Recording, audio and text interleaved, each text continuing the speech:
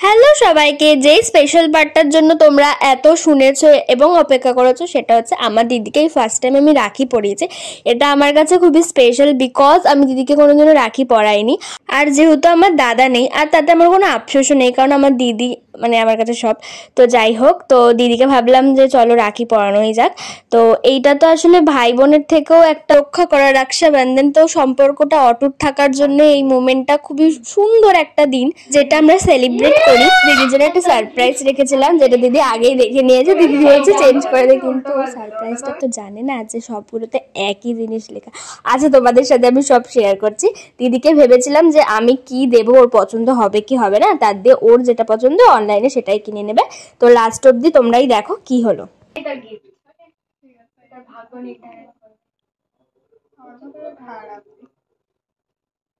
এই প্লেটগুলোতে লেখা ছিল, তিনটেতেই লেখা ছিল যে অনলাইন শপিং, আর একটাতে লেখা ছিল যে অনলাইন শপিং তোর ইচ্ছা মতো। Online shopping. আর তিনটেতেই করে দেখ কি কি আছে, কি কি চয়েস। এটাতেও অনলাইন শপিং, এটাতেও তাই ছিল। তোর পছন্দ মতো, এটাতে খালি তোর পছন্দ মতোটা অ্যাড। হ্যাঁ, তাহলে দিদি অনলাইনে যেটা চুজ করবে সেটা দিদিকে কিনে দেওয়া হবে। আগে অর্ডারটা করা হোক, তারপর তোমাদেরকে দেখাবো। ওকে।